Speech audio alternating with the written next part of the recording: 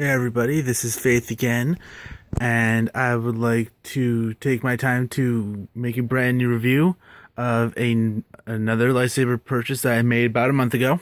I haven't been able to get around to it because I've had conflicting events and my wisdom teeth got pulled out, so that was fun. But today I'm going to review the Saberforge Sinister Prophecy in Weathered.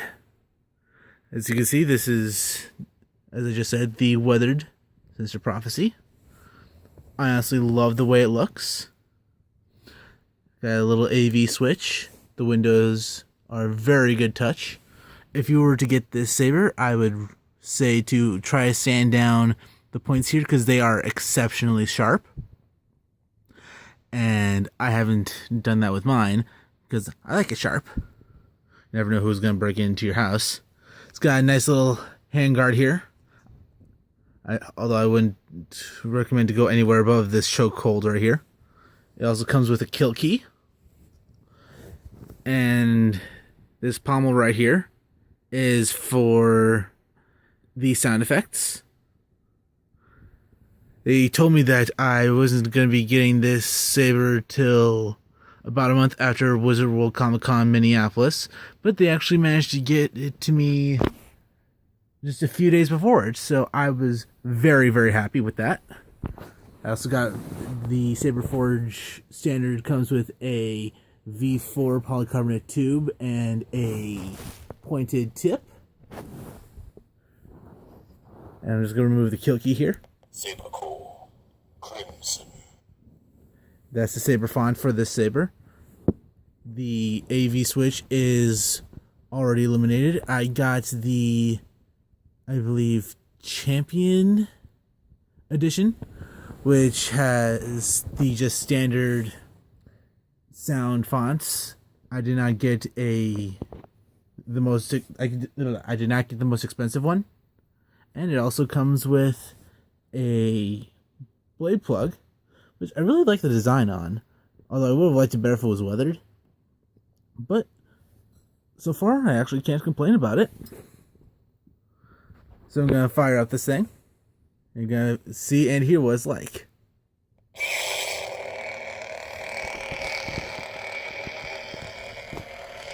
It's not as loud as the Ultra Sabers, which I'm fine with. But the sound is coming from here. Little CoverTech wheel right here. I actually had to tighten this with a wrench that I got from Home Depot. AV switch. Windows complemented very well. I'll turn it around so you guys can get a full image of what it looks like.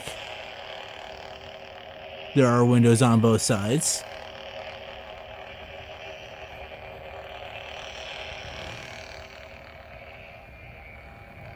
And it goes all the way down. See, I like it in this setting because it kind of looks like a sorry about that, a flickering torch.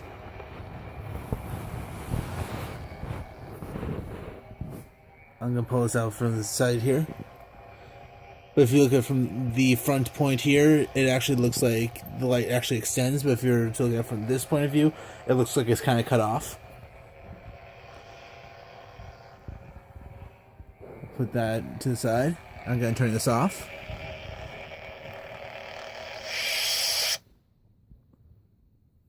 And I discovered 2 weeks ago that by accident that you can actually change the settings. I don't know if anyone who has this saber or has purchased from Saberforge knows about this.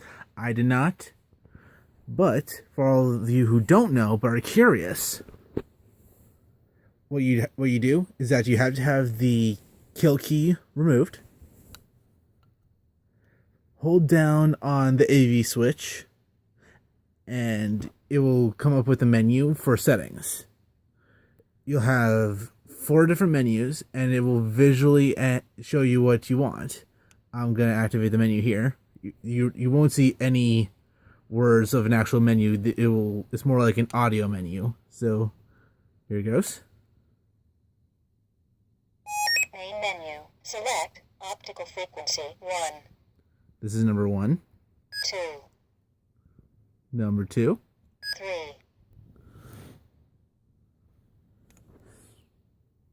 4, 5, 1, Now, what this one does is, if you couldn't tell, shows you the shutter effect.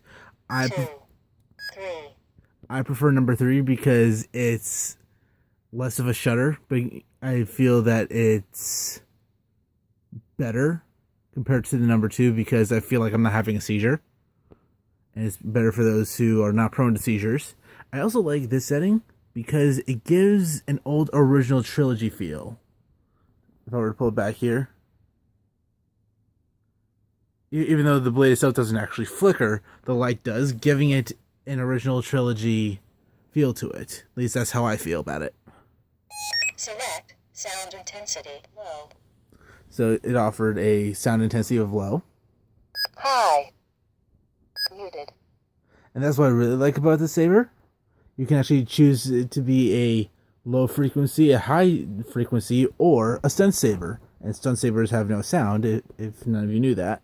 I like to go with the high. low, high. Select impact sensitivity 1, 2, 3, 4, 5, 6, 7, 8, 9, 1. Now, what the impact sensitivity does is, by self-explanatory, that it tells the saber how sensitive it wants to be to whenever it has impact on an object. I prefer a lower setting of 3. 2, 3. Select motion sensitivity 1, 2, 3, 4, 5, 6, 7, 8, 9, 1. The motion sensitivity is basically how often you want to hear it hum instead of having an idle hum. I prefer a number 6. 2, 3, 4, 5, 6. All settings saved. And when you're done, just hold down. And there you go. You can adjust these settings to anything you want, as long as you have the second most inexpensive set. Do not go with a initiate, or I believe it was a warrior, which only has the sound. Not the sound, the light. So it's basically a stunt saber. It won't have any soundboards on it, but you might be able to change the setting for the flicker effect. I honestly have no idea because this is the only one I have from Saberforge.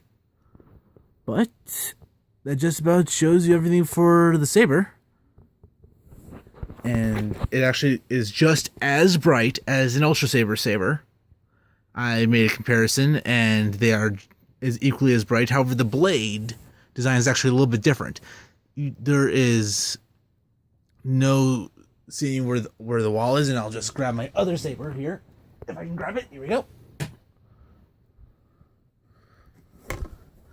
You'll see that there actually is a difference in the blade. That one is totally up to the individual. I am personally content with both blades. And that just about wraps it up for the review. I hope people will watch and enjoy this. If you have any comments, please feel free. And I'll come to you guys with another review, hopefully. Later.